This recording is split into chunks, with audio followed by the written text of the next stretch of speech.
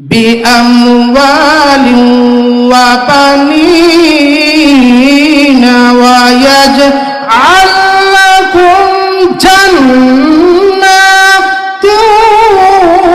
ওয়া ইয়াজআল লাকুম আনহারা।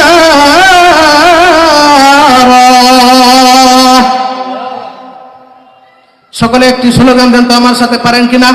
নারায়ে তাকবীর, নারায়ে তাকবীর,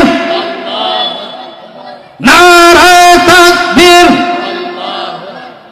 শক্তি নাই, এই শক্তি নিয়ে মুসলমান বেঁচে থাকলে হবে?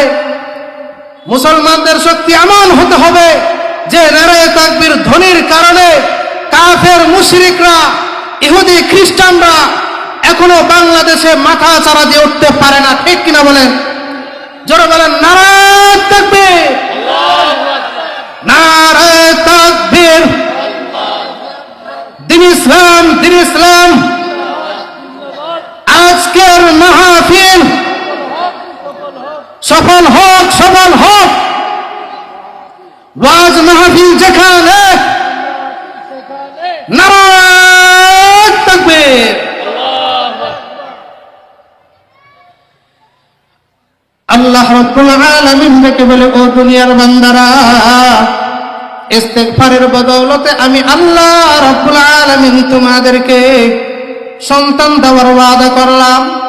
5 নম্বর হলো, যদি আমরা বেশি বেশি ইস্তেগফার পাঠ করি তাহলে আল্লাহ রাব্বুল আলামিনের তৈরি করা জান্নাত, আল্লাহ রাব্বুল আলামিন বলে, বান্দারে এই ইস্তেগফারের বদৌলতে আমি আল্লাহ তোমাদেরকে জান্নাত দেওয়ার ওয়াদা করলাম। বলেন সুবহানাল্লাহ।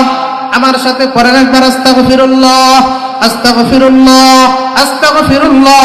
আমরা সর্বদা এই ইস্তেগফার পাঠ করব তো ইনশাআল্লাহ। আল্লাহ আমাদেরকে তৌফিক দান করুন। ইস্তেগফারের ফজিলত হলো অনেক বেশি। এই যে আমরা আজকে ওয়াজ মাহফিলের মধ্যে আসছি, বসতে পেরেছি, আল্লাহ রাব্বুল আলামিন কোরআনের মধ্যে ঘোষণা করেন, দুনিয়ার বান্দারা যে ওয়াজ মাহফিল, যেখানে কোরআনের তেলাওয়াত হয়, কোরআনের আলোচনা হয়, কোরআনের মাহফিল করা হয়, সেই জায়গাগুলো তো বসবে